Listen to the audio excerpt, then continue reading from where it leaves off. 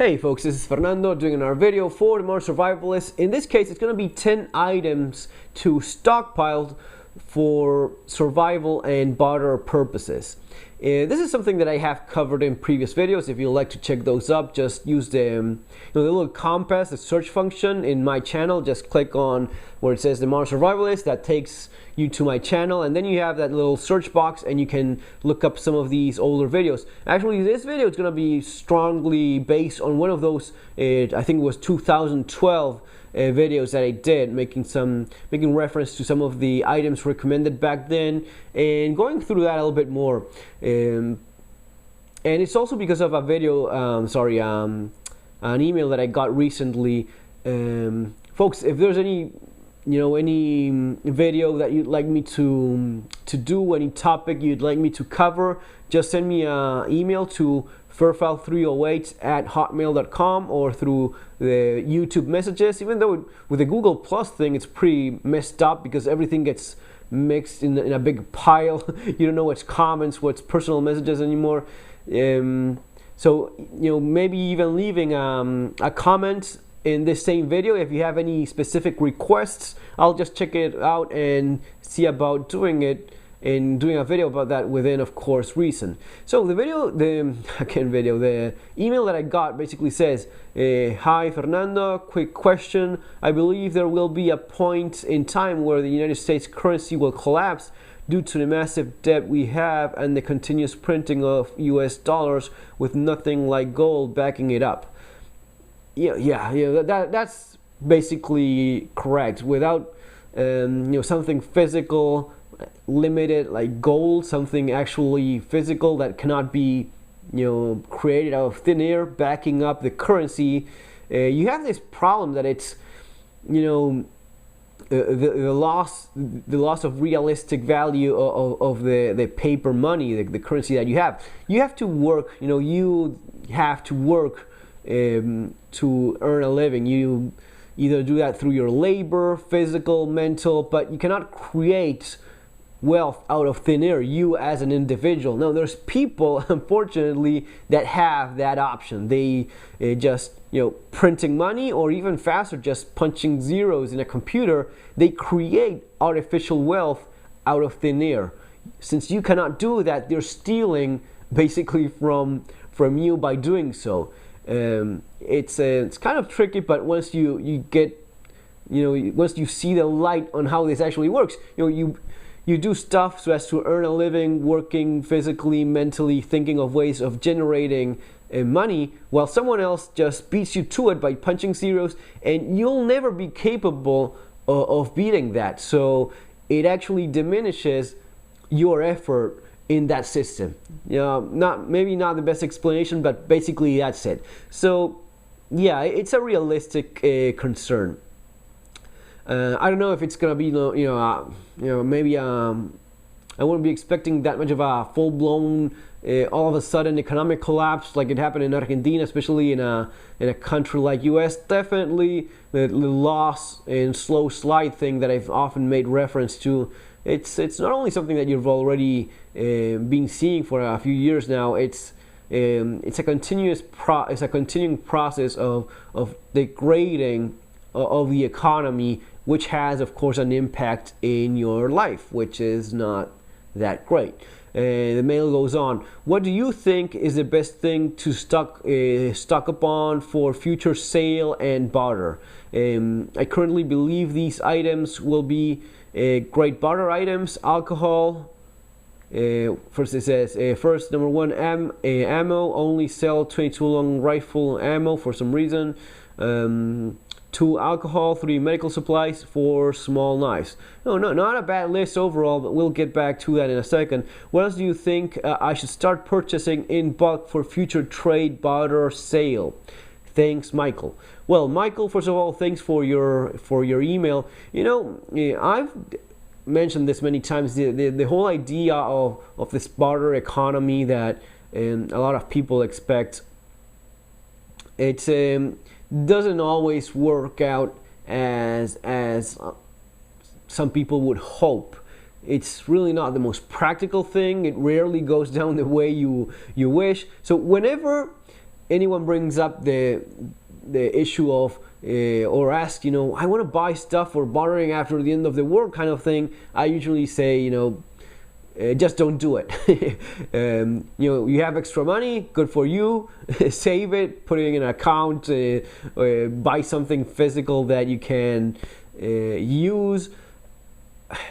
All those are viable options. Precious metals, that's what I usually recommend if you have this idea of wanting to have some savings that are economic collapse proof. That would be the thing that it's the closest to having a time machine, so as to preserving wealth when everything goes to hell. When the banks close their doors and the money in your account, you cannot access it anymore, and you just see it melting because of the economic collapse thing and losing value in front of your eyes, and you're going desperate, seeing how the purchasing power of those dollars, euros, or whatever it is you have melts in front of you. That's when precious metals just stand there. And sure, you could say that gold lost I don't know how much money, dropped in price. The thing is, you have it. If you have it, you have the actual physical thing. It can go up and down in price depending on trends and such. The actual physical thing, that they cannot mess with. So you bought silver at $40 an ounce or whatever, and now it's 20 or 30, God knows what. Yeah, sure, but the actual physical thing, you have it. And if, God forbid, you would ever see something like what we saw in Argentina with the economy going to hell, all of a sudden, you will understand what I mean. You will understand the value of when everyone is running around crazy, seeing the economy fall down in pieces, you having those, you having those precious metals.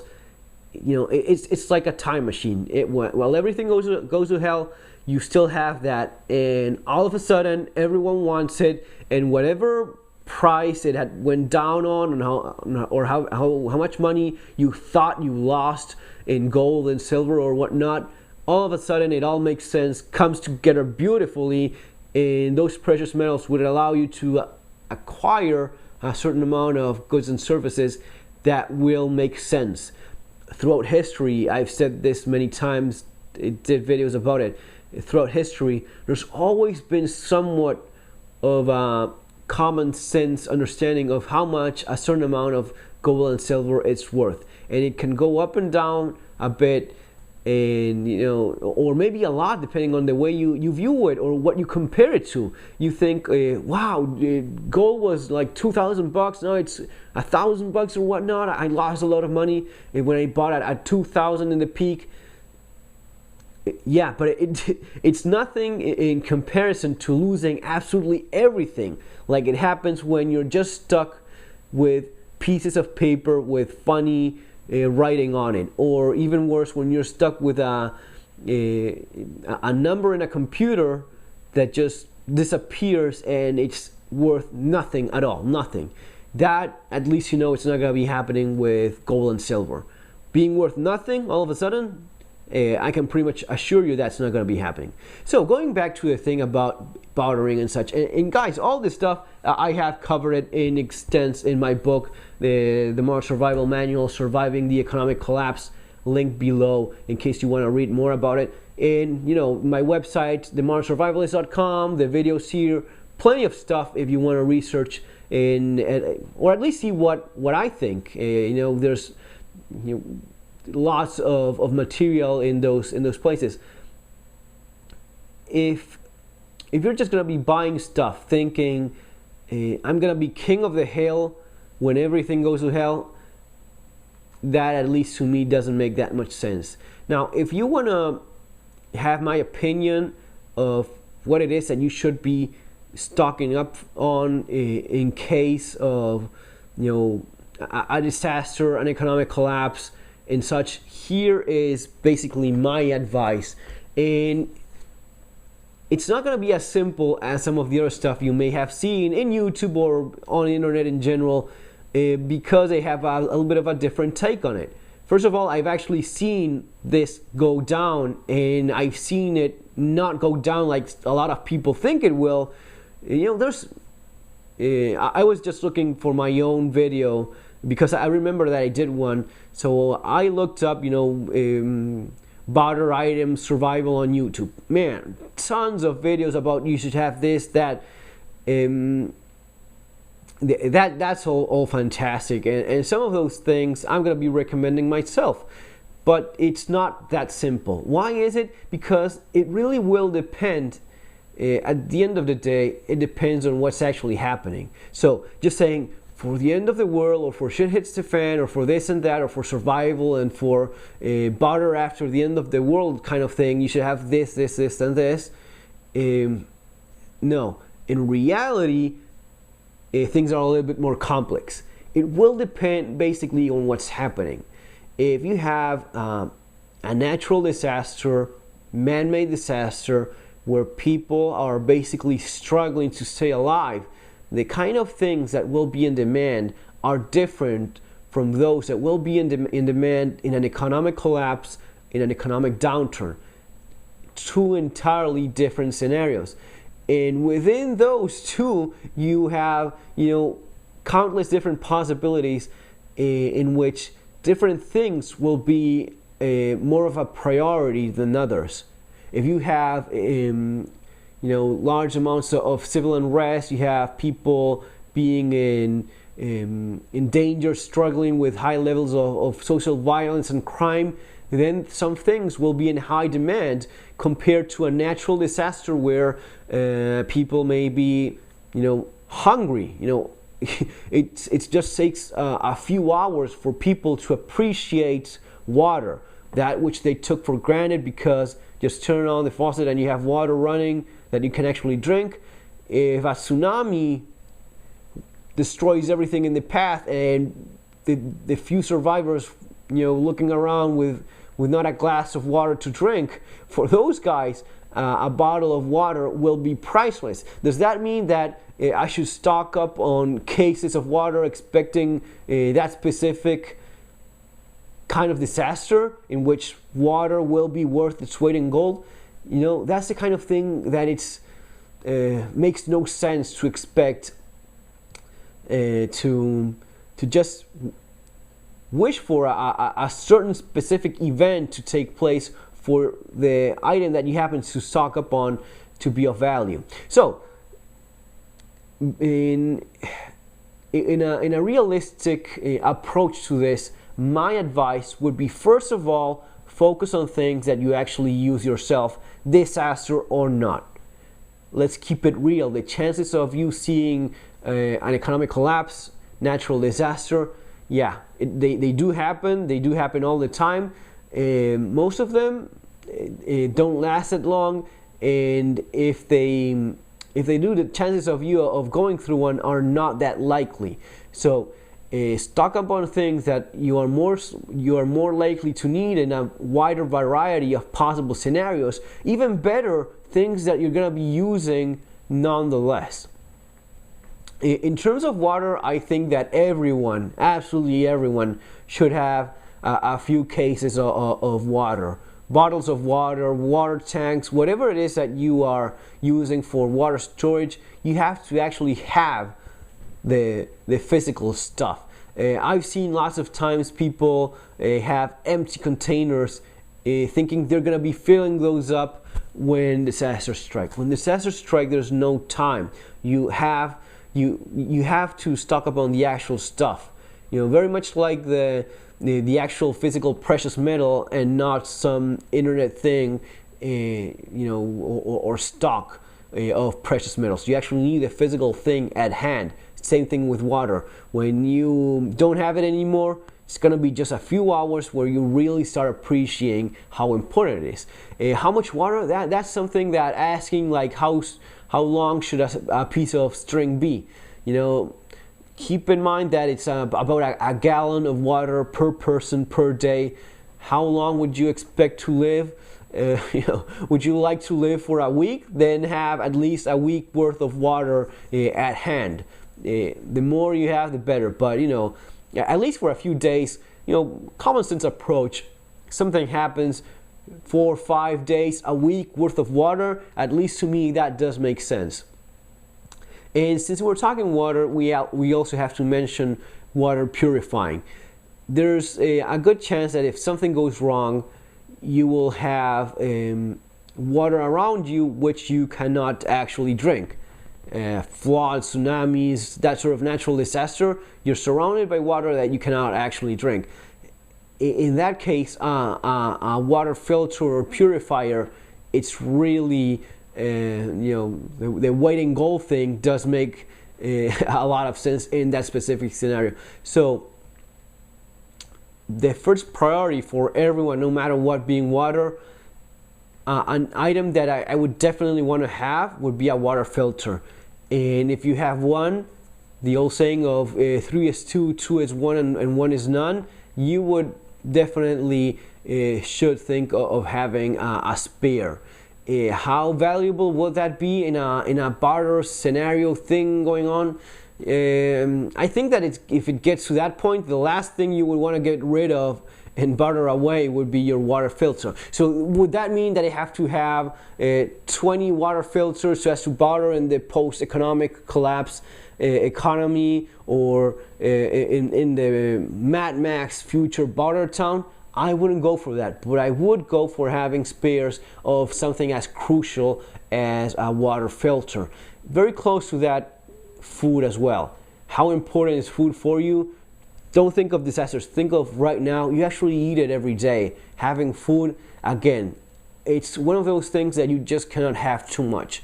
If you tell me you have a year worth of food, you're gonna be eating for the next following year. Hopefully, you're still around so as to eat in the following year. If you stock up on what you actually use, on what you actually eat, it just makes a lot of sense.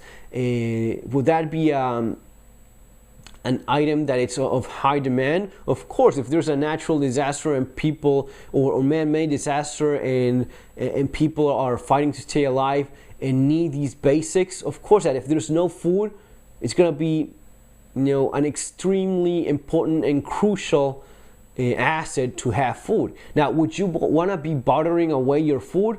Probably not. You will have it and you will have the option. Chances are, if that happens, you won't want to barter away your food.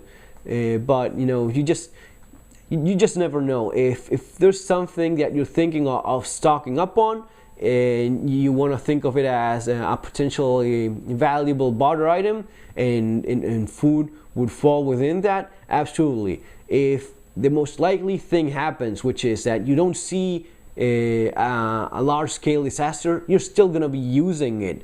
So that's why I think that if you want to go for that, it makes a lot of sense in my opinion. Then moving on forward to some of these large-scale disasters, specific disasters where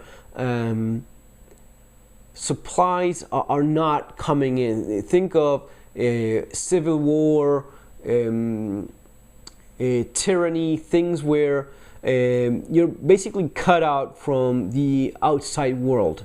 In that case, certain things would be of value, including the ones that I just mentioned: food, water, ways of purifying that water. Those would be pretty valuable assets. Now, if we think of other things that are in high demand, if you want to look at it in terms of the barter thing, or maybe more realistic in terms of selling stuff, then you have an appreciation for things that people do not control. You do not control the need for water every single day. You do not control your need for food, and some people do not control the need they have for drugs and for liquor and for tobacco. Smokes and booze have always been a popular barter item in these specific scenarios where you find a country, a region cut out from the world, affected by war, large-scale disasters, where these artificial situations are being created. Those things have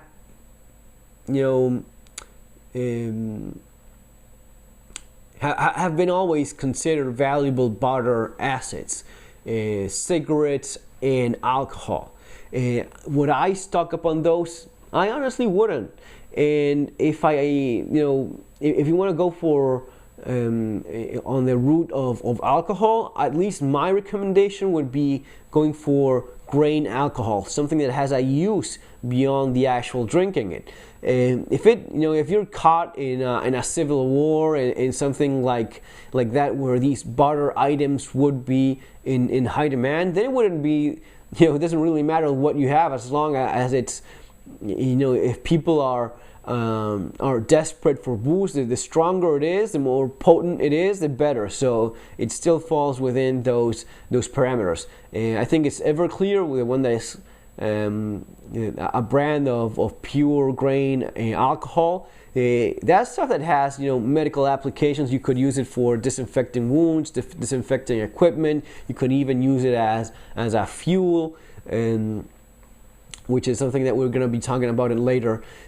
So that would be my recommendation. Stocking up on cigarettes, prison makes sense. Cigarettes, it's a thing that's in high demand. During war, cigarettes are in high demand and such. If there's no cigarettes available, a stockpile of cigarettes would be of very clear value. But the idea of stocking up on these things that you're most likely not going to be using again. And if you're smoking and you're thinking of using them, then you have definitely more serious problems than worrying about a post-economic collapse or post-shit hit the fan, end of the world scenario, barter economy. And you should be worrying more about today. Moving on in this list, and closely linked to what I was talking about before in terms of alcohol, the value of a fuel. If something happens where you're cut out from the exterior world, where supplies are no longer available for whatever reason, you would be needing water, you would be needing fuel, you would be needing shelter, which is somewhat, of course it's extremely important, but it's not as hard to provide, even though it can get complicated depending on the scenario. But one of the things that people soon realize is the importance of fuel. You have quick, instant supply of energy, electricity, your kitchen and such. When all that is cut off, you soon realize you need to stay warm in winter. And maybe more important, you need ways of cooking food.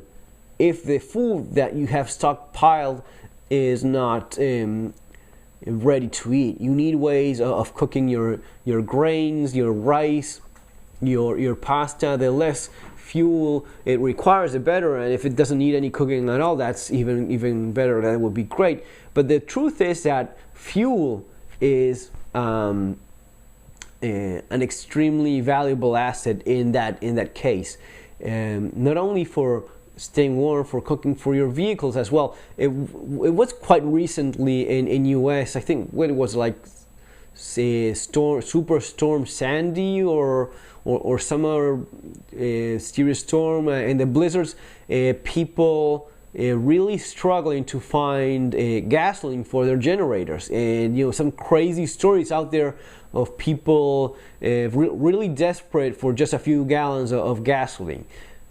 It kind of gets ridiculous to a point, but the truth is that yes, gasoline, fuel in general, is valuable, it's important, and it is definitely needed. I've done videos before on how to have maybe a better approach than just depending on a generator. A generator is pretty much very fuel inefficient. If you are going to be depending on a generator to stay warm, then maybe you're better off having a kerosene heater and a good amount of kerosene. I have done videos about this before. A good kerosene heater will allow you to not only heat up your home when there's no electricity, when there's no power. Certain models also allow you to cook on them as well. Maybe not the most efficient way of cooking, but it definitely beats trying to use electricity in your kitchen run by a generator. That is definitely far more inefficient. So and you definitely want to take a good look at what you're thinking of doing if energy there's no power anymore, there's no gasoline in gas stations anymore. You want to see what you would be doing there. And at the end of the day, the thing is, a form of fuel and a plan so as to tackle these needs that you would have is important, and it's important to have the fuel as well. Depending on the strategy that you have, that's going to be the kind of fuel that you're going to be stocking up. In general, gasoline would be one of the most in high demand types of fuel. People will be using it for their generators, going to be using it for their vehicles, maybe not very wisely, but they're going to be demanding it. It's going to be in high demand. Again, for your specific needs, have a good strategy, a good plan, and stockpile what you actually need. If your idea is staying put, then maybe you would be having larger amounts of kerosene for a kerosene heater and for cooking. If part of your plan, in case of staying put, not longer being an option, is traveling elsewhere, then gasoline or diesel fuel for your vehicle is something that you would definitely want to have. Finally, in this list of things to stockpile on is medical supplies. Medical supplies, bandages, first aid items. That's a video on its own. Patching wounds and such. Medical supplies in general are in very high demand for very obvious reasons when there's a disaster. Again, this is stuff that you're gonna be using nonetheless. I would focus more on things that don't have that much of an expiration date, at least for stocking up on larger quantities. And this could be linked again to grain alcohol. Alcohol would be something that it's valuable as booze, as alcohol for people that want to drink it, is valuable as a fuel as well, even though maybe not the most efficient, best fuel there is, but it's also a valued medical supply. Bandages, I know, like plasters and that sort of thing, very important. But large bandages for wounds, those would definitely be something to look into and have a good amount of, especially since they don't actually go bad. Medical supplies for fever, what is it, like ibuprofen or paracetamol. Those would be good things to stock up on.